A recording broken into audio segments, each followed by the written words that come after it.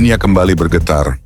Pada 3 September 2025, Kepala Staf Angkatan Darat Israel, Letnan Jenderal Eyal Zamir, dengan suara lantang mengumumkan Israel resmi memulai tahap kedua Operasi Kereta Gideon.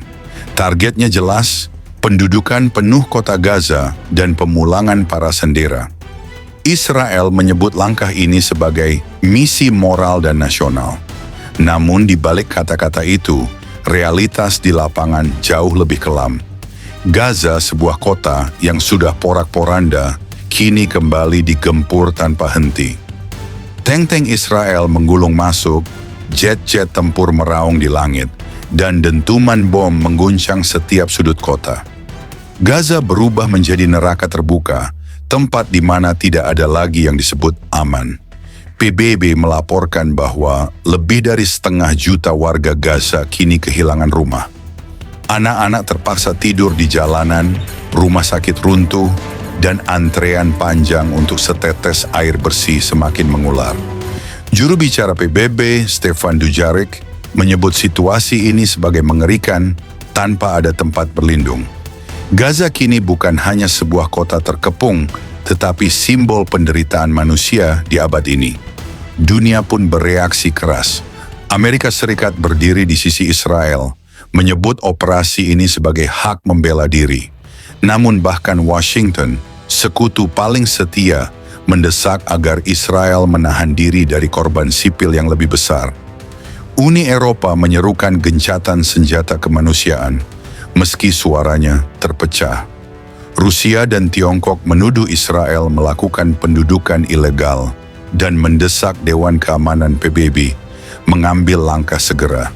Sementara itu negara-negara Arab memperingatkan, pendudukan Gaza tidak akan membawa damai, melainkan membuka pintu perang regional. Dari London, Paris, New York, Jakarta, hingga Istanbul, jalan-jalan dipenuhi lautan manusia. Teriakan pro-Palestina menggema di satu sisi, sementara kelompok pro-Israel mengibarkan bendera biru putih di sisi lain. Gaza kini bukan hanya konflik lokal, melainkan isu global yang membelah opini dunia, memecah bangsa-bangsa, dan menguji nurani umat manusia. Ketegangan semakin meluas. Hizbullah di Lebanon meningkatkan serangan ke wilayah utara Israel. Iran memperingatkan bahwa pendudukan Gaza akan menyalakan api yang tak bisa dipadamkan. Amerika Serikat mengirimkan kapal induk tambahan ke Laut Mediterania, sementara Rusia memperkuat pangkalannya di Suriah. Gaza kini bukan hanya medan perang Israel dan Hamas, melainkan titik api yang bisa menyeret kekuatan global ke jurang konfrontasi. Banyak pengamat memperingatkan, Israel mungkin berhasil menduduki kota Gaza, tetapi pendudukan itu bisa menjadi jebakan. Hamas kehilangan wilayah, namun semangat perlawanan bisa menyebar lebih luas, melahirkan babak baru perlawanan yang jauh lebih sulit dipadamkan. Malam ini, Gaza berdarah, dunia menyaksikan dengan mata terbelalak. Pertanyaannya bukan lagi sekadar apakah Israel akan menang atau Hamas akan bertahan, melainkan berapa banyak nyawa tak berdosa yang harus dikorbankan sebelum dunia benar-benar berkata cukup. Tahap kedua Operasi Kereta Gideon telah dimulai. Tapi bagi jutaan orang di Gaza, inilah tahap kedua dari penderitaan tanpa akhir.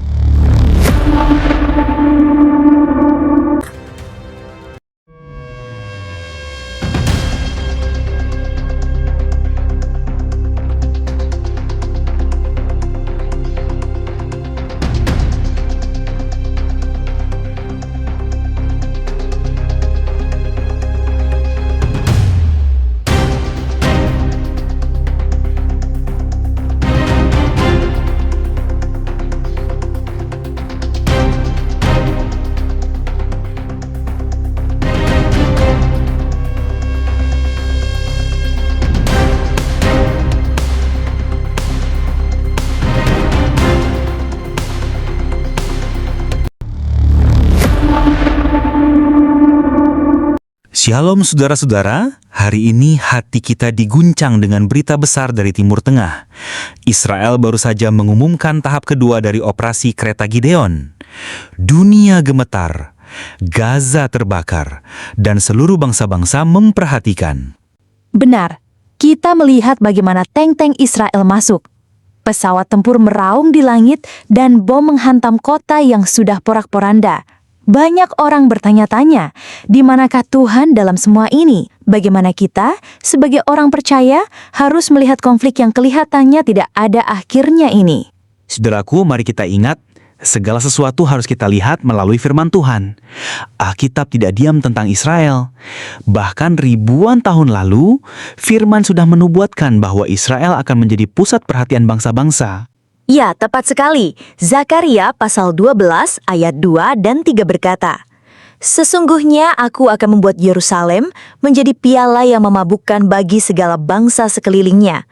Pada waktu itu, aku akan membuat Yerusalem menjadi batu yang memberatkan bagi segala bangsa. Semua bangsa di bumi akan berkumpul melawannya." Bukankah itu yang sedang kita lihat hari ini? Israel berdiri, bangsa-bangsa berkumpul, dan Yerusalem, bahkan Gaza, menjadi pusat pergumulan dunia. Banyak orang melihat berita ini hanya dengan kacamata politik. Mereka berkata, Israel kejam, Gaza menderita. Tetapi firman Tuhan mengingatkan, ini bukan sekedar soal politik. Ini peperangan rohani. Persis, Efesus 6 ayat 12 menegaskan, Karena perjuangan kita bukanlah melawan darah dan daging, tetapi melawan pemerintah-pemerintah, melawan penguasa-penguasa, melawan penghulu-penghulu dunia yang gelap ini, melawan roh-roh jahat di udara. apa yang kita lihat di Gaza hanyalah permukaan. Di balik itu ada peperangan antara terang dan gelap, antara janji Tuhan atas Israel dengan kuasa kegelapan yang ingin melenyapkannya. Tapi mari kita jujur. Hati kita menangis melihat anak-anak yang kehilangan rumah, ibu-ibu yang mencari air, dan keluarga yang terpisah. Bukankah Tuhan juga peduli pada penderitaan mereka? Tentu, Tuhan peduli. Mazmur 34 ayat 19 berkata, Tuhan itu dekat kepada orang-orang yang patah hati, dan Ia menyelamatkan orang-orang yang remuk jiwa. Tuhan tidak pernah bersuka cita atas penderitaan orang tidak bersalah, tetapi kita juga harus ingat, penderitaan tidak membatalkan rencana Allah. Bahkan di tengah puing-puing, Tuhan tetap berdaulat. Sekarang dunia terbelah. Amerika mendukung Israel. Uni Eropa menyerukan gencatan senjata. Rusia dan Tiongkok menuduh Israel pendudukan ilegal. Jalan-jalan di berbagai kota penuh demonstrasi. Gaza telah menjadi isu global. Dan itu persis yang dikatakan Alkitab. Bangsa-bangsa akan terpecah karena Israel. Bahkan dalam Yesaya 60 ayat 12, Tuhan menegaskan, Sebab bangsa dan kerajaan yang tidak mau melayani engkau akan binasa. Bangsa-bangsa itu akan diruntuhkan sama sekali. artinya apa? Posisi bangsa-bangsa terhadap Israel adalah ujian iman. Apakah mereka berdiri di pihak janji Tuhan atau melawan Dia? Para pengamat berkata, Israel mungkin bisa menduduki Gaza. Tetapi itu bisa jadi jebakan. Semangat perlawanan akan terus menyala, bahkan mungkin lebih besar. Ya, secara manusia itu benar. Tapi kita harus lihat lebih jauh. Tuhan sudah berjanji dalam Amos 9 ayat 15. Aku akan menanam mereka di tanah mereka sendiri, dan mereka tidak akan dicabut lagi dari tanah yang telah kuberikan kepada mereka. Firman Tuhan Allahmu. Jadi meskipun dunia berkata mustahil, Tuhan berkata Israel akan tetap berdiri di tanahnya. Tidak ada Hamas, Hizbollah, atau bahkan kekuatan global manapun yang bisa menghapus janji itu. Kalau begitu, pertanyaan besarnya adalah, di manakah kita berdiri hari ini? Apakah kita melihat Israel hanya sebagai berita politik, atau kita melihatnya sebagai nubuatan yang sedang digenapi? Benar, inilah saatnya gereja membuka mata rohani. Kita sedang hidup di zaman di mana firman Tuhan terbuka lebar. Gaza berdarah, dunia berteriak, tetapi Tuhan sedang menulis sejarah. Yesus sendiri berkata dalam Lukas 21 ayat 28, apabila semuanya itu mulai terjadi, bangkitlah dan angkatlah mukamu, sebab penyelamatanmu sudah dekat. Jadi bagi kita, berita ini bukan hanya tragedi, tapi tanda bahwa kedatangan Yesus sudah semakin dekat. Saudaraku, gereja tidak boleh netral. Kita dipanggil untuk berdoa bagi Israel, berdiri bagi umat Allah, sekaligus membawa kasih Kristus bagi bangsa-bangsa. Mazmur 122 ayat 6 berkata, "Berdoalah untuk kesejahteraan Yerusalem, biarlah orang-orang yang mencintaimu mendapat sentosa."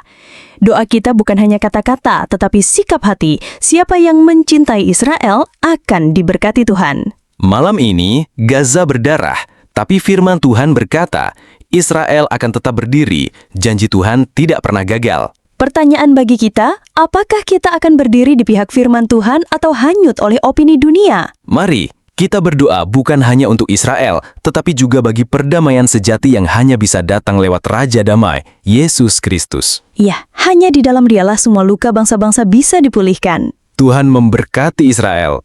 Tuhan memberkati bangsa-bangsa yang berdiri bersama firman-Nya. Saudara-saudari terkasih dalam Kristus, terima kasih sudah mendengarkan renungan firman Tuhan sore ini. Bukan suatu kebetulan jika saudara ada di sini saat ini. Tuhan sendiri yang mengatur langkahmu, Tuhan sendiri yang mengetuk pintu hatimu, dan Tuhan sendiri yang menanamkan firman-Nya ke dalam jiwamu sore ini. Biarlah setiap kebenaran yang telah kita dengar tidak berhenti hanya di telinga, tetapi menembus hati, mengalir dalam pikiran, dan diwujudkan dalam perbuatan. Renungan ini bukan hanya perenungan, ini adalah panggilan. Panggilan untuk bertobat, panggilan untuk kembali, panggilan untuk bangkit, dan berjalan dalam kebenaran yang sejati. Karena kita tidak tahu berapa banyak sore lagi yang Tuhan izinkan untuk kita. Kita tidak tahu apakah esok masih milik kita. Tapi hari ini, sore ini, adalah anugerah yang tidak boleh disia-siakan. Mungkin ada banyak hal yang belum saudara mengerti, banyak luka yang belum sembuh, banyak doa yang belum terjawab. Tapi percayalah, Tuhan tidak pernah tutup telinga terhadap jeritan jiwa yang jujur, dan tidak pernah tutup mata terhadap air mata yang jatuh dalam diam. Tinggallah dalam kasih-Nya, berjalanlah dalam terang-Nya, dan peliharalah imanmu sampai akhir. Sore ini mungkin telah berakhir, tetapi firman yang telah tertanam dalam hati kita, biarlah itu terus tumbuh, menguatkan, menyucikan, dan membentuk kita menjadi serupa dengan Kristus. Bukan hanya hari ini, tapi sampai hari di mana kita bertemu muka dengan Dia yang kita imani. Jangan lelah melakukan yang baik. Jangan menyerah meski badai belum reda. Tetaplah percaya bahwa Tuhan tidak pernah melepaskan tangan-Nya dari orang-orang yang berharap kepadanya. Sampai jumpa di renungan firman Tuhan berikutnya. Tetap setia, tetap menyala dalam kasih, dan tetap berjalan bersama Sang Gembala Agung, Yesus Kristus yang hidup dan akan datang kembali. Tuhan Yesus memberkati saudara semua. Mari kita berdoa. Terima kasih Tuhan Yesus. Terima kasih untuk sore yang penuh anugerah ini. Untuk setiap napas yang masih Kau izinkan berhembus dalam tubuh kami. Untuk setiap detik yang Engkau beri, agar kami bisa duduk diam di hadapan-Mu, mendengarkan suara-Mu melalui firman yang hidup, yang menusuk hati, yang mengguncang jiwa, namun juga mengobati luka, dan mengangkat kami dari kejatuhan. Tuhan Yesus, sore ini kami datang bukan hanya membawa telinga kami, tapi membawa seluruh keberadaan kami ke hadapan tahta kasih-Mu.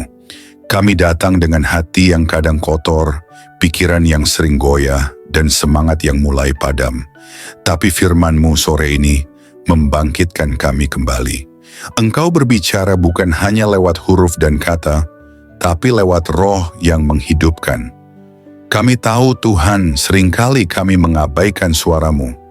Kami terlalu sibuk dengan dunia, terlalu sibuk mengejar yang fana, hingga lupa bahwa Engkaulah sumber kehidupan sejati. Namun hari ini kami diingatkan lagi, bahwa tak ada satu pun dalam dunia ini yang lebih berharga dari hadirat-Mu. Engkaulah mutiara yang mahal, harta terpendam yang layak kami tinggalkan segalanya demi mendapatkannya. Ajari kami untuk mencintai-Mu lebih dari segala yang kami miliki. Terima kasih karena firman-Mu menegur kami, bukan untuk menghancurkan, tetapi untuk membentuk. Karena Engkau tidak membiarkan kami larut dalam jalan yang salah, namun menuntun kami kembali ke jalan yang sempit, jalan salib, jalan pengorbanan, jalan kebenaran. Tuhan Yesus, sore ini kami mengangkat tangan dan hati kami kepadamu. Segala yang telah kami dengar, biarlah tidak hanya tinggal dalam pikiran, tanamkan itu dalam hati kami yang paling dalam. Ubah kami mulai dari dalam, jadikan kami pelaku firman, bukan hanya pendengar setia. Berikan kami hati yang lembut, hati yang sanggup menerima koreksi, dan tidak lari dari cahaya-Mu saat dosa kami disingkapkan. Ajari kami mencintai kebenaran, meski kebenaran itu menyakitkan. Ajari kami berjalan dalam kasih, meski dunia membalas dengan kebencian. Tuhan, jadikan kami terang di tengah kegelapan, garam di tengah kebusukan dunia ini. Dan ketika nanti malam datang, dan kesunyian menggantikan keramaian, biarlah firman-Mu terus bergema dalam hati kami. Biarlah suara-Mu lebih nyaring dari hiruk-pikuk dunia. Dan ketika kami tidur malam nanti, biarlah kami tidur dalam pelukan kasih-Mu. Dengan hati yang sudah dipulihkan, jiwa yang sudah disegarkan, dan semangat yang kembali menyala untuk berjalan bersama-Mu besok pagi. Tuhan, kami tahu hari-hari ini tidak mudah. Kami hidup di zaman yang gelap, di zaman di mana kebenaran dikompromikan, iman diperjualbelikan, dan kasih menjadi dingin. Tapi kami mohon, jangan biarkan hati kami menjadi seperti dunia. Teguhkan kami, tanamkan keberanian dalam jiwa kami. Berikan kami api dari surga yang tidak padam, untuk tetap setia sampai akhir. Kami tahu jalan sempit itu tidak mudah, tapi kami tahu Engkau menyertai setiap langkah yang kami ambil. Meskipun air mata kami jatuh, Engkau mengumpulkannya dalam kirbat-Mu. Meskipun kami berjalan dalam lembah kelam, Engkau tetap setia menggandeng tangan kami. Kami tidak sendiri, kami tidak ditinggalkan. Berkati setiap orang yang mendengar renungan sore ini, dimanapun mereka berada, apapun pergumulan mereka, biarlah kasih-Mu menjamah dan menjawab mereka satu persatu. Angkat yang tertunduk, pulihkan yang remuk, dan kuatkan yang nyaris menyerah. Sore ini, kami pulang dari hadapan firman-Mu, bukan sebagai orang yang sama, tapi sebagai orang yang telah disentuh surga.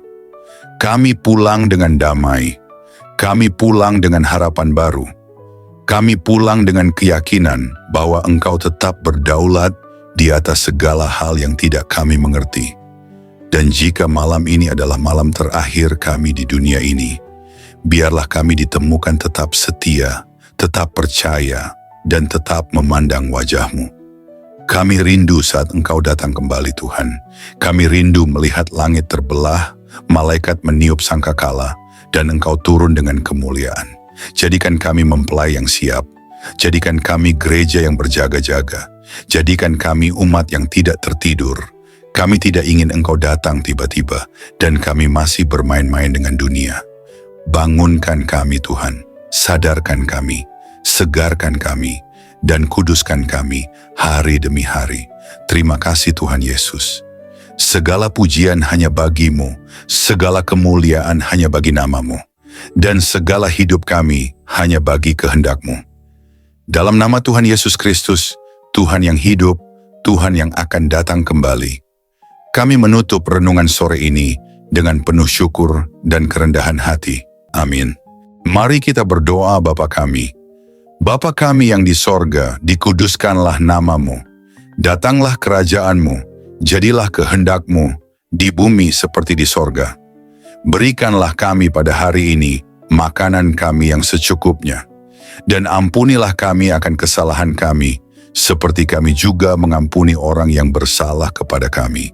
Dan janganlah membawa kami ke dalam pencobaan, tetapi lepaskanlah kami daripada yang jahat. Karena Engkaulah yang mempunyai kerajaan dan kuasa dan kemuliaan sampai selama-lamanya. Amin.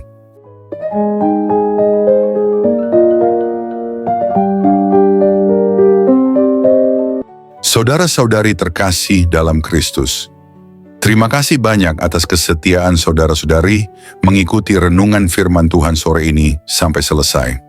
Semoga setiap firman yang telah kita dengar, setiap pesan yang telah menyentuh hati, dan setiap doa yang telah kita panjatkan bersama, sungguh-sungguh menjadi kekuatan dan penghiburan bagi hidup saudara di hari-hari yang penuh tantangan ini. Kiranya firman Tuhan hari ini menanamkan keberanian dan keyakinan dalam hati kita semua, bahwa tidak ada keadaan yang luput dari kuasa Allah. Dalam kegelapan dunia yang semakin pekat, marilah kita tetap menjadi terang yang memancarkan kasih, kebenaran, dan pengharapan yang hanya datang dari Tuhan. Jangan pernah menyerah, sebab Tuhan berjalan bersama kita, menuntun langkah kita, dan membukakan jalan saat kita merasa terjebak dan buntu. Ingatlah bahwa di setiap pergumulan ada pertolongan Allah yang siap datang, dan dalam setiap tangisan ada penghiburan yang dari surga. Kami mengajak saudara-saudari untuk terus membagikan berkat ini kepada orang-orang yang membutuhkan. Jangan ragu untuk like, subscribe, komen, dan bagikan renungan ini. Dengan begitu, berkat firman Tuhan dapat menyebar luas, menjangkau lebih banyak jiwa yang haus akan kasih dan kebenarannya. Teruslah teguh dan kuat dalam iman, jadilah saksi hidup yang membawa damai dan sukacita dari Kristus dimanapun saudara berada. Jangan lupa untuk tetap membuka hati dan pikiran dalam setiap renungan berikutnya, karena Tuhan masih punya banyak firman yang luar biasa untuk diberikan kepada kita. Sampai bertemu lagi di renungan firman Tuhan sore berikutnya, dengan harapan dan doa agar Tuhan selalu menyertai langkah saudara-saudari semua, melindungi, memberkati, dan menguatkan dalam setiap keadaan. Tuhan memberkati, amin.